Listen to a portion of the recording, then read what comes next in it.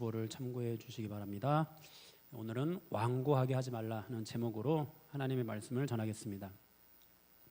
오늘 이 완고하게 하지 말라는 이 표현이 오늘 본문에만 2번이 나오고 또 15절을 보면은 또 한 번 더 나오는데요. 이 단락에서 이제 3번이나 반복해서 완고하지 말라는 그런 말씀을 하고 있습니다. 3장 후반부에 핵심적인 그런 메시지가 되겠는데요. 성경에서 끝까지 마음을 완고하게 해가지고 하나님께 심판을 받은 대표적인 사람 하면 떠오르는 그런 사람이 있죠. 바로 애굽의 바로입니다. 그는 마음이 완악해서 모세를 통해서 전해지는 하나님의 경고를 모두 다 무시했습니다.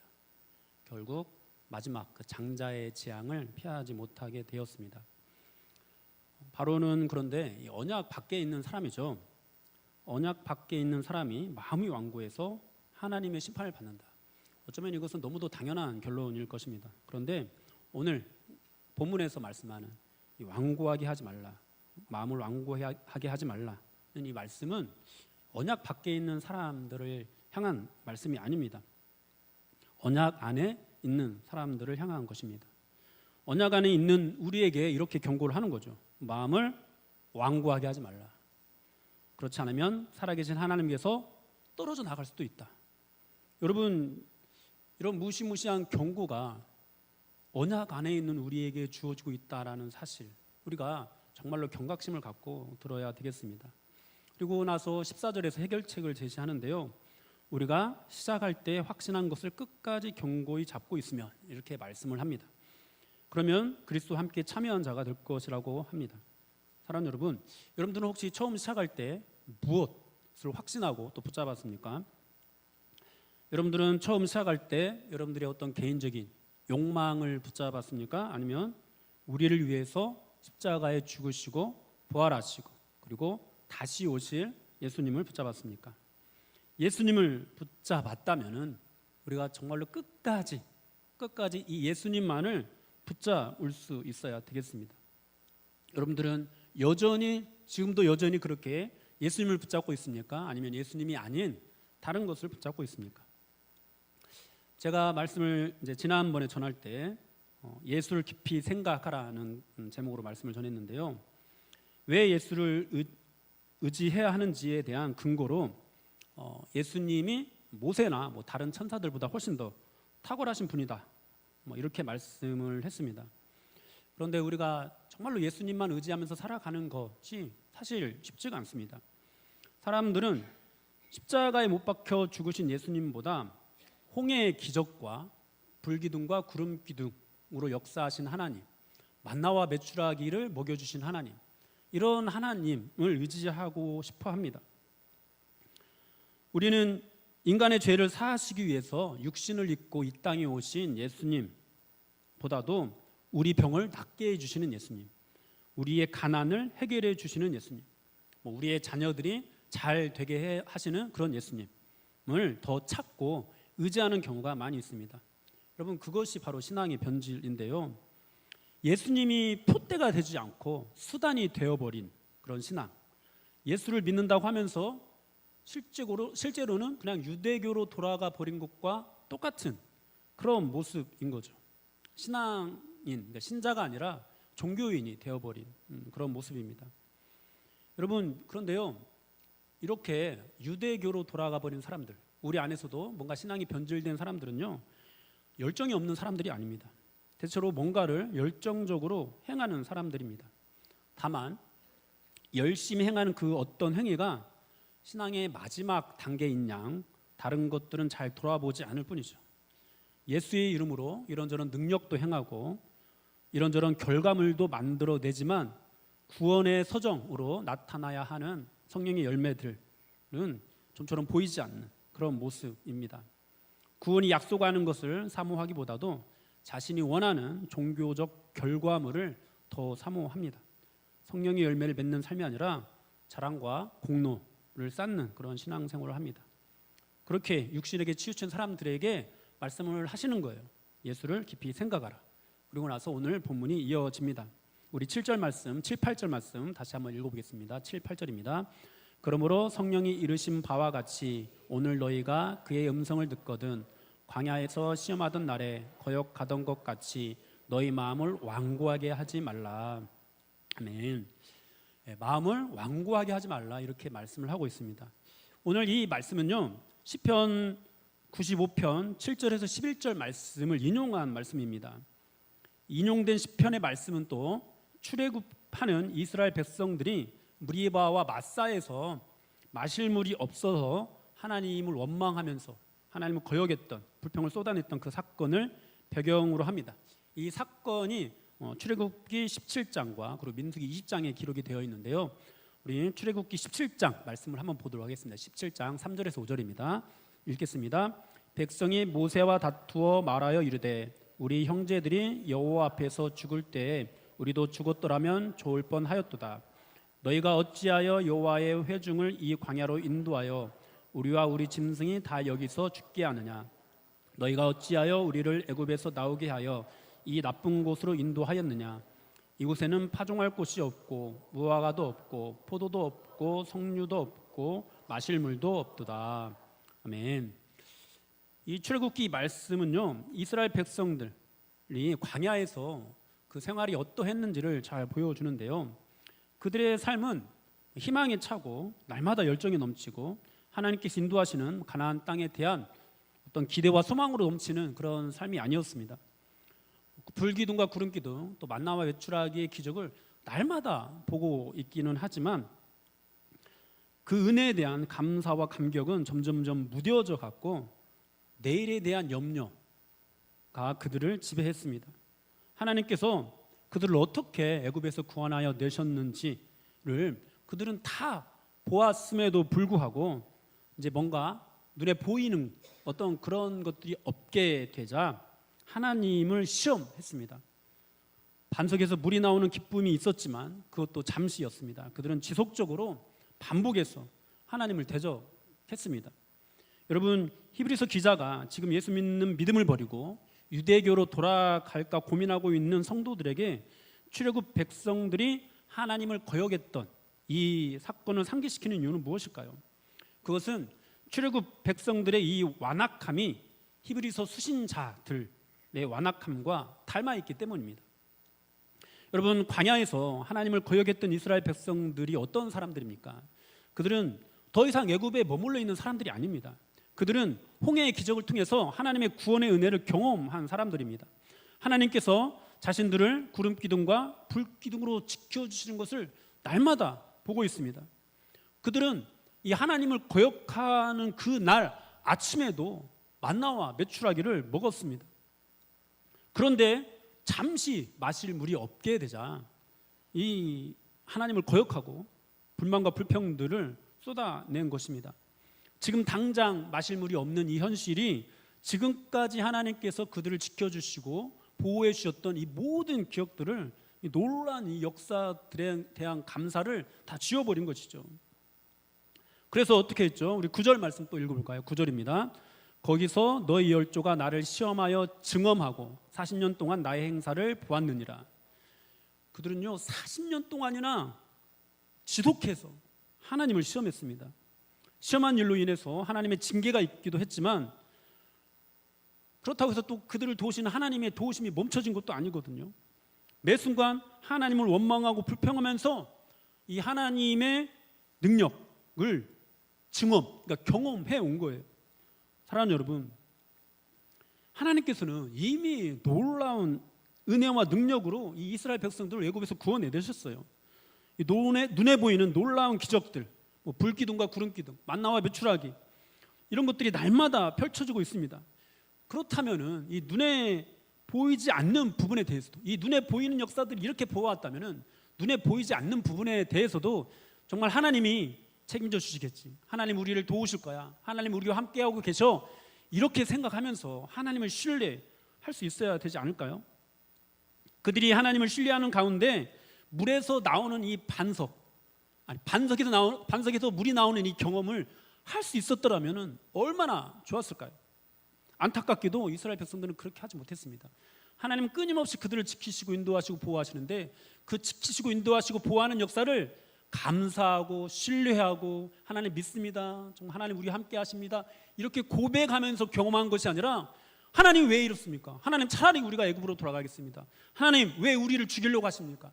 이렇게 원망하고 불평하면서 이 행사들을, 이 역사들을 경험해 왔던 것이죠. 사랑하는 여러분, 히브리서 기자는 지금 유대인 성도들이 유대교로 돌아가려고 하는 이 상황이 바로 출애굽 이스라엘 백성들의 불신앙과 닮아 있다고 말을 하는 겁니다. 그들은 인간의 몸을 입고 아기로 태어난 예수가 메시아일 리가 없다, 그렇게 저급한 신일 리가 없다, 육신을 입은 예수는 천사보다 못한 존재다, 예수가 선지자 정도는 될 수 있어도 모세보다 더 위대할 리가 없다, 모세가 이룬 일들이 훨씬 더 대단하다, 이런 이유를 대면서 그냥 유대교로 돌아가는 것들을 합리화하고 있습니다. 유대교로 돌아가는 그런 이유에 대해서 뭔가 신학적으로 그럴싸한 이유를 대고 있는 거죠.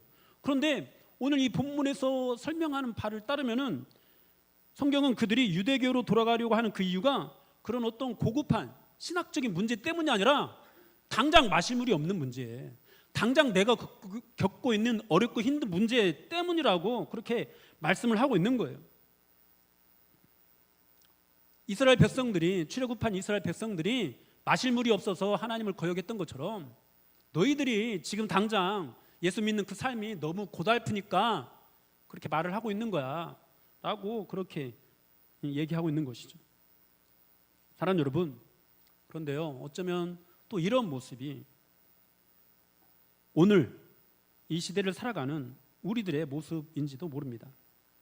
하나님의 놀라운 은혜를 경험하고 예수님을 믿게 되었지만 진정으로 예수님만, 정말 예수님이 전부가 되는, 예수님을만 의지하는 그런 삶을 살다는 것은 정말 어렵습니다. 우리는 정말 너무도 많은 순간에 우리의 신앙이 변질되어 가는 것을 막지 못합니다. 때로는 인식하지도 못합니다. 왜냐하면 뭔가를 되게 열심히 하고 있거든요. 여러분, 우리의 신앙을 변질시키는 것들이 참 많이 있는데요, 그 중에 대표적인 것은 유럽이나 또 우리나라 동양이나 할 거 없이 이 헬라 철학사상, 영육 이원론에 입각한 우리의 어떤 가치관들이 우리의 신앙을 굉장히 많이 변질시켰습니다. 그런데 또 우리 한국인들에게만 해당하는 우리의 신앙을 변질시키는 요소가 또 하나 있는데요, 그것은 바로 무속 신앙입니다. 여러분, 우리나라는 이 무속이 굉장히 강한 나라이죠. 그래서 어떤 종교가 들어오든 또 어떤 사상들이 들어오든 그것들이 가지고 있는 순수한 것들이 다 사라지고 무속으로 변질되어 버리는 그런 일들이 일어났습니다. 여러분, 불교도요, 그 순수함을 잃어버리고 무속으로 병들었습니다. 여러분, 도교나 유교도 사실 그 본질적인 것들이 가지고 있는 것들이 우리나라에서는 지켜지지 못하고 무속과 결합되면서 그것들이 다 변질되었습니다. 여러분, 기독교도 마찬가지입니다. 예수 믿는 사람들이 종교만 기독교로 택하고 있을 뿐이지 열심히 절에 다니는 사람이나 산신령에게 정성을 들이는 사람과 별반 다를 바 없는 모습으로 신앙생활하는 것들이 얼마나 많이 있는지 모릅니다. 그리스도의 은혜는 사라지고 신에게 잘 보여서 신에게 인정받아서 무언가를 누리려는 모습, 또는 혹시라도 벌 받을까 봐 두려워서 두려움에 떨면서 신에게 잘 보이는 행동들을 하면서 수단과 방법을 가리지 않고 경쟁하고 그 경쟁을 정당화하고 과정보다 결과를 중시하면서 집단 이기주의에 빠져드는 그런 모습들, 여러분들 우리 안에 얼마나 그런 모습들이 많이 있는지 모릅니다. 여러분, 그리고 이 신앙의 변질에 대해서요, 사람들은 정말로 굉장히 그럴싸한 이유를 댑니다. 신학적인 이유를 댑니다. 그러나 실제로는 그렇게 복잡한 이유 때문이 아닙니다. 우리가 변질되는 이유가 여러분, 우리가 변질되는 이유는요, 단순해요. 단지 당장 마실 물이 없으니까, 단지 지금 당장 먹고 살기 힘드니까, 조금이라도 더 잘 살고 싶어서. 기독교의 진정한 가치를 따르는 것보다 그저 열심히 빌고 복받는 신앙생활하는 방식이, 그렇게 우리가 살아왔던 우리의 삶의 방식이 훨씬 더 편하니까 우리의 신앙이 변질되는 것입니다. 지난 시간에도 그런 말씀을 드렸죠. 우리 안에 기독교 안에, 교회 안에 좋은 정통들이 많이 있습니다. 그런데 그것을 지나치게 강조하는, 또 그 행위에 대한 열정으로만 가득 찬 그런 모습들이 우리 교회를 병들게 할 수 있다고. 마치 지금 히브리서가 기록되고 있던 이 당시에 초대교회를 병들게 했던 것들이 모세와 율법이었던 것처럼, 모세와 율법이 나쁜 것이 아니잖아요. 굉장히 좋은 것이잖아요. 또 그것을 우리가 지켜내는 것, 교회가 지켜내는 것은 너무도 아름다운 일이잖아요. 그런데 그것만 강조할 때 율법주의로 물들었고, 율법주의가 교회로 병들게 했고, 지금 히브리서를 받고 있는 이 수신자들은 다시 유대교로 돌아가려고 하는 그런 병에 들게 되었습니다. 여러분, 우리도 이렇게 적용할 수 있죠. 기도는 좋은 것이죠. 그런데 기도만 강조하면 그 신앙이 병들게 된다는 겁니다. 사람들은 기도만 강조하는 이유에 대해서 그럴싸한 신학적인 이유를 댑니다. 그러나 정작 그 내면에서 기도만 강조하는 이유는 이스라엘 백성들이 광야에서 하나님을 대적했던 것과 별반 다를 것이 없다라는 겁니다. 마실 물이 없어서, 또 가나안보다도 애굽이 더 좋아서. 여러분, 오늘 성경은요 그런 사람들에게 이렇게 경고하고 있습니다. 12절 13절 말씀 다 같이 한번 읽어보겠습니다. 형제들아, 너희는 삼가 혹 너희 중에 누가 믿지 아니하는 악한 마음을 품고 살아계신 하나님께서 떨어질까 조심할 것이요, 오직 오늘이라 일컫는 동안에 매일 피차 권면하여 너희 중에 누구든지 죄의 유혹으로 완고하게 되지 않도록 하라. 사랑하는 여러분, 성경은 예수를 믿는다고 하면서 기독교의 진정한 가르침을 따르는 삶에서 돌이켜서 다른 종교를 믿는 사람들과 다를 바 없는 모습과 습관으로 돌아가 버린 사람들에게 이렇게 말씀합니다. 오늘 이 12절 13절과 같이 말씀을 합니다. 만일 여러분들이 예수 믿는 믿음을 그저 복받기 위한 수단으로 삼고 있다면 오늘 이 말씀을 받으십시오. 말씀을 통해 하나님을 점점 더 아는 지식에서 자라나는 신앙이 아니라 그저 과거에 있었던 황홀한 경험들이 다시 경험되어지기를 바라면서 특정한 행위에 매달려 있는 그런 신앙생활을 하고 있다면 자신의 내면을 진지하게 돌아보고 오늘 이 말씀을 받으십시오. 신앙이 성장하면 성장할수록 자신의 죄인됨을 점점 더 깊이 깨닫게 되고, 그런 나를 사랑하시는, 그런 나를 구원하신 하나님의 은혜를 더 크게 감사하는 방향으로 나아가지 않고 그저 내 믿음이 다른 사람보다 낫다는 결론에 이르는 그런 신앙을 가지고 있다면 오늘 이 주님의 말씀을 받으십시오. 악한 마음을 품고 살아계신 하나님께서 떨어지지 않도록 조심하라. 매일 서로 말씀으로 권면해서 죄의 유혹으로 마음이 완고하게 되지 않도록 조심하라. 사랑하는 여러분, 살아계신 하나님께서 떨어진다는 것이 무엇입니까? 하나님을 의지하지 않고 자기 스스로의 능력으로 살겠다는 에덴 동산의 유혹에 넘어가는 것입니다. 불기둥과 구름기둥의 인도를 받고 만나와 메추라기를 먹는 삶이 아니라 내가 가고 싶은 곳으로 가고 내가 먹고 싶은 것을 먹는 삶을 살겠다는 것입니다.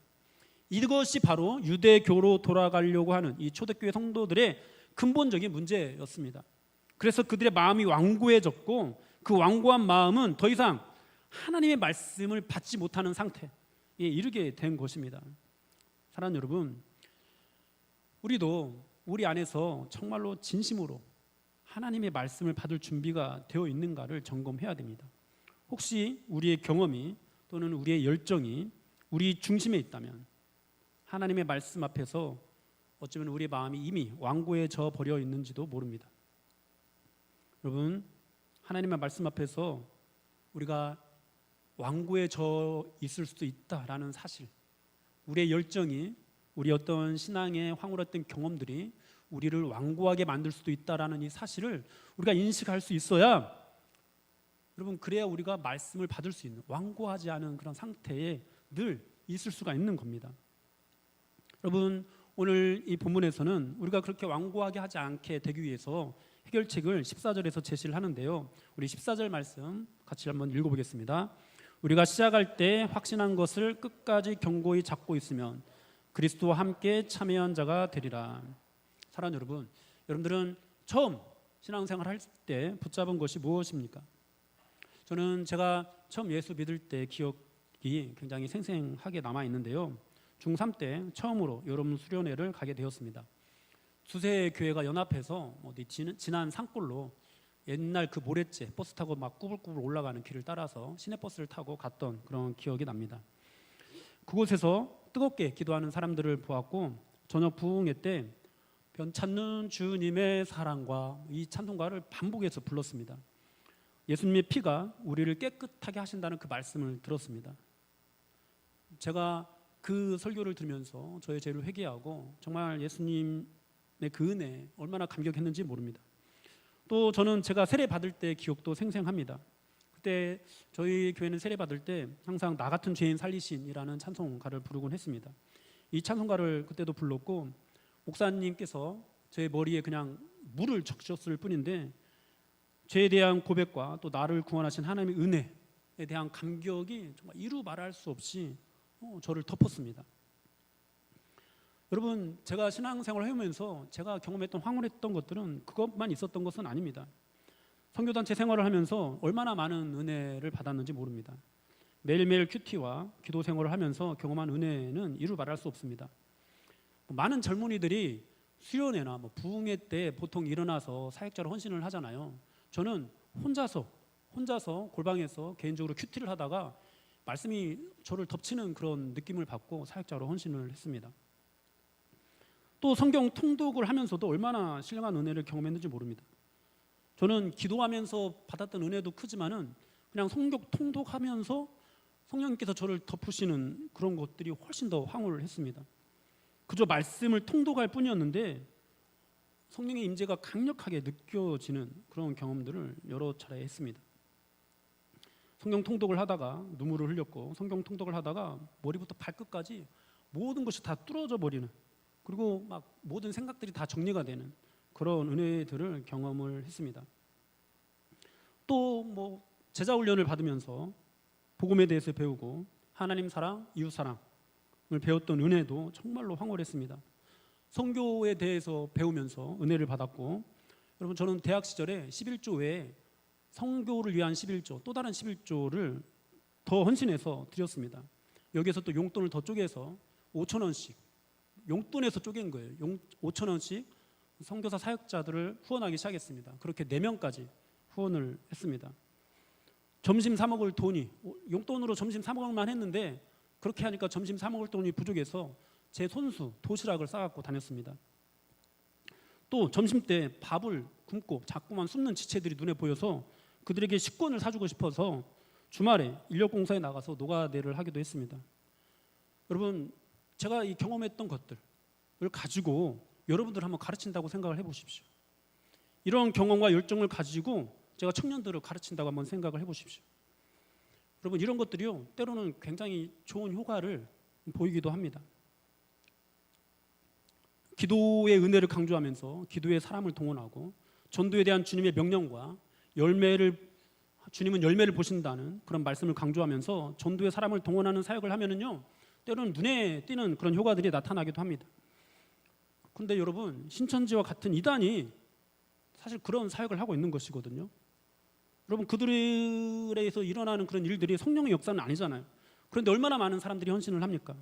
여러분, 교회 안에서도요 그런 가스라이팅과 같은 방식으로 이루어지는 사역이 굉장히 많이 있습니다. 제가 가스라이팅이라고 좀 부정적인 단어를 사용했지만 여러분, 가스라이팅과 같은 방식의 메시지 선포 자체가 사실 나쁜 것은 아닙니다. 우리의 죄를 깨닫게 하고 우리를 그리스도께로 인도하고 하나님의 구원의 은혜를 더 크게 감사하게 되는 방향으로 나아간다면은 가스라이팅 그런 요법을 사용하는 그런 메시지 선포도 정말 필요하고 또 사용되어질 수 있습니다. 다만 그것이 그저 행위에만 몰두하게 한다면, 혹시나 벌을 받을까 두려워서 아니면은 뭔가 남들보다 더 복을 받고 싶어서 더 잘 되고 싶은 욕망으로 어떤 행위를 하게 한다면은 여러분, 그것이 교회를 병들게 한다는 거예요. 여러분, 우리가 정말로 교회를 건강하게 세우기 위해서는 어떻게 해야 될까요? 14절에서 말씀하는 대로 우리가 시작할 때 확신한 것을 끝까지 견고하게 붙잡아야 합니다. 제가 여러분들을 가르치면서 또는 청년들을 가르치면서 내가 막 열정적으로 했던 그런 것들을 가지고 가르치는 것이 아니라 처음 그 예수 믿을 때 제게 임했던 그 하나님의 은혜, 예수님의 피로 나를 구원했고 내가 죄인이고 그런 나를 하나님이 사랑하셨고 그 보혈의 피로 내가 구원받았다라는 그 사실, 그렇게 그 은혜에 대해서 감격했다라는 그거, 처음 내가 붙잡았던 것, 그것으로 가르쳐야 되지 않을까요? 여러분, 나 같은 죄인을 살리신 은혜가 얼마나 크고 감사한지 고백했던 그것을 붙잡는 사역이어야 우리 교회가 건강하게 서갈 수 있다라는 겁니다. 그런데 우리는 항상 미혹되는 존재여서 얼마나 많이 예수 그리스도가 아닌 다른 것들을 붙잡는지 모릅니다. 진리를 안다고 말을 하지만 실제로는 정확히 모르는 사람들이 얼마나 많은지 모릅니다. 그래서 자신의 신앙이 애굽으로 돌아가는 그 신앙이라는 것, 유대교로 돌아가고자 하는 그런 신앙이라는 것도 인식하지 못하는 경우가 참 많습니다. 여러분, 우리 안에서 애굽으로 돌아가는 신앙, 유대교로 돌아가는 신앙이요, 은밀하게 일어나지 않아요. 여러분, 애굽으로 돌아가자라고 말했던 사람들이 은밀하게 하지 않았어요. 강력하게 열정을 가지고 주장했습니다. 여러분, 이 애굽으로 돌아가고자 했던 그 신앙, 그 모습을 지금 예로 들고 있는 이유는 당시에 초대교회 당시 유대교로 돌아가는 것들이 은밀하게 일어나지 않았다라는 거예요.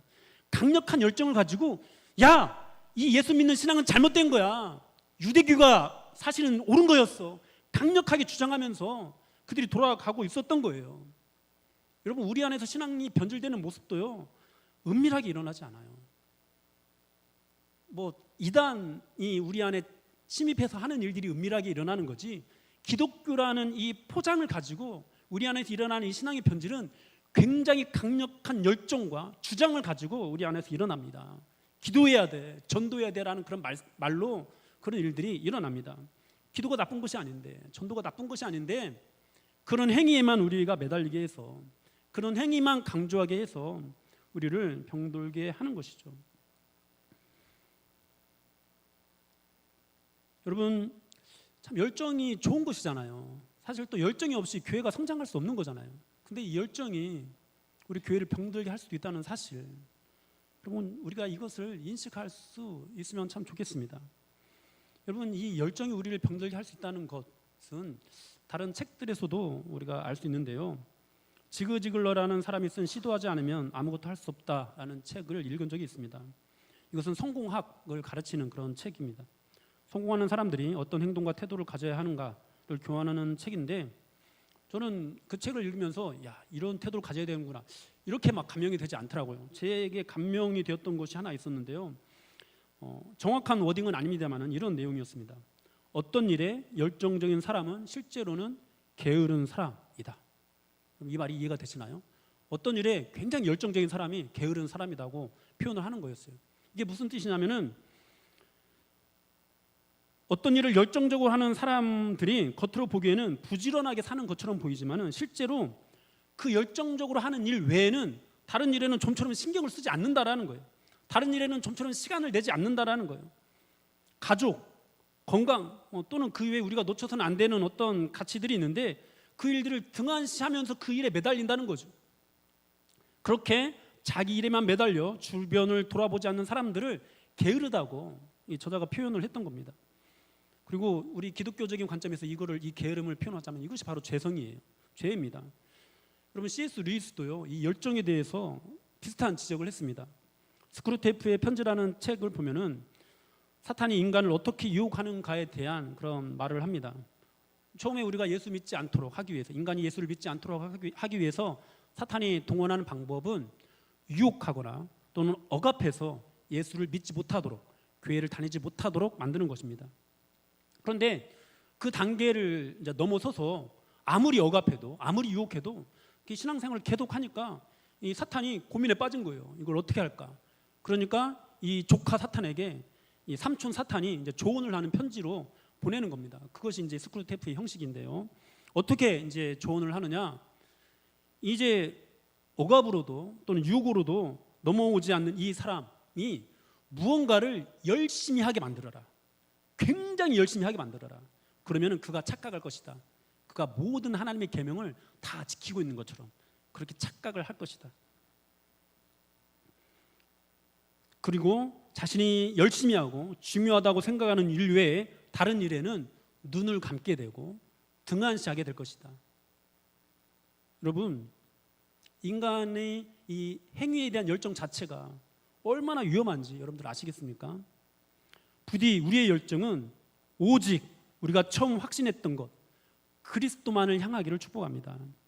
우리가 기도하면 할수록 기도에 대한 열정, 기도 자체에 대한 열정이 강해지는 것이 아니라 그리스도를 향한 열정이 더욱더 강해져서 그 열정으로 더 열심히 기도하게 되는 그런 은혜가 우리 안에 있기를 축복합니다. 사랑하는 여러분, 여러분의 신앙이 어떤 행위를 해서 은혜를 받고 어떤 이러한 일을 이루는 싸움이 되지 않게 조심하십시오. 여러분들의 신앙이 오직 예수 그리스도를 붙잡는 싸움이 되게 하십시오. 이것을 분별하는 것이 너무 어렵습니다. 이것을 또 우리 안에서 일어나고 있는 이 신앙의 변질을 우리가 인식하게 되는 것도 너무 어렵습니다. 그래서 우리가 마음이 완고해져 있는지도 모릅니다. 말씀이 나를 이끌어가는지, 성령이 나를 이끌어가는지, 아니면은 내 육신, 내 열정이 나를 이끌어가는지도 모른 채 그렇게 우리의 신앙이 변질되어 가는 경우가 얼마나 많은지 모릅니다. 여러분, 오늘날 기독교가 병들게 된 가장 큰 이유도 어쩌면은 교회 내부에서 강력하게 열정적으로 주장되어져 온 어떤 행위들 때문인지도 모릅니다. 그렇게 어떤 행위에 열정적으로 다가가면서 다른 일들에 대해서는 눈 감는 그런 모습들이 많아졌기 때문인지도 모릅니다. 여러분, 우리가 그런 일들을 잘 분별할 수 있어야 되겠습니다. 고린도전서 2장 9절에서 12절 말씀 한번 같이 읽어볼까요? 고린도전서 2장 9절에서 12절입니다. 기록된 바 하나님이 자기를 사랑하는 자들을 위하여 예비하신 모든 것은 눈으로 보지 못하고 귀로 듣지 못하고 사람의 마음으로 생각하지도 못하였다 함과 같으니라. 오직 하나님이 성령으로 이것을 우리에게 보이셨으니 성령은 모든 것 곧 하나님의 깊은 것까지도 통달하시느니라. 사람의 일을 사람의 속에 있는 영 외에 누가 알리요? 이와 같이 하나님의 일도 하나님의 영 외에는 아무도 알지 못하느니라. 우리가 세상의 영을 받지 아니하고 오직 하나님으로부터 온 영을 받았으니 이는 우리로 하여금 하나님께서 우리에게 은혜로 주신 것들을 알게 하려 하심이라. 아멘. 하나님께서 예비한 것은 사람이 눈으로 보지 못하고 귀로도 듣지 못하고 사람의 마음으로 생각하지 못하는 것들입니다. 그래서 사람의 일을 보는 사람, 사람의 영으로 보는 사람이 무엇을 붙잡았다고 하면은 그것은 헛된 것인 경우가 참 많습니다. 하나님으로부터 온 영을 받은 사람, 하나님께서 예비한 것을 보는 사람만 영원한 것을 볼 수 있습니다. 사랑하는 여러분, 여러분은 하나님의 영으로부터 보게 된 것을 부디 붙잡으십시오. 사람의 영으로 알게 되었던 모든 것들을 다 잊어버리십시오. 하나님께서 예비하신 것들은 오직 성령으로만 볼 수 있습니다. 그렇게 하신 이유는 우리로 하여금 하나님께서 우리에게 은혜로 주신 것들을 알게 하려 하심이라고 그렇게 말씀을 하고 있습니다. 사랑하는 여러분, 예수 그리스도를 붙잡는 사람, 하나님의 영으로 세상을 보는 사람은 예수님을 믿는 것 자체가 갚을 수 없는 하나님의 은혜라는 사실을 압니다. 어떤 행위를 하여야 복을 받는 것이 아니라 이미 복을 받았기 때문에 감사하고 이미 복을 받은 사람답게 하나님의 사람으로 살아야 한다라는 것을 압니다. 그래서 자신이 놀라운 은혜를 경험하고 성령의 인도하심을 따라서 특정한 행위를 열심히 하면서도 그 행위를 강조하지 않고 항상 예수 그리스도의 은혜를 강조합니다. 그렇게 예수님을 닮게 되고 그렇게 항상 나 자신보다 다른 사람을 낮게 여기는 그런 예수님의 마음을 품게 되는 것이죠. 사랑하는 여러분, 여러분들은 지금 무엇을 붙잡고 있습니까? 예수 그리스도를 붙잡고 있습니까? 아니면 우리 안에 있는 모세, 우리 안에 있는 율법 이런 것들을 붙잡고 있습니까? 여러분들은 정말 예수님을 최고의 가치로 여기고 있습니까? 아니면 내가 열심히 하는 것 그것 자체를 최고의 가치로 여기고 있습니까? 우리 다시 한번 3장 14절 말씀 한번 읽어보겠는데요. 오늘 본문 3장 14절입니다. 우리가 시작할 때 확신한 것을 끝까지 견고히 잡고 있으면 그리스도와 함께 참여한 자가 되리라. 하나님 여러분, 우리가 시작할 때 확신한 것 그것이 무엇입니까? 우리를 찾아오신 예수 그리스도입니다. 우리의 행함이 아니라 그리스도의 은혜입니다. 이것을 끝까지 견고하게 잡으십시오.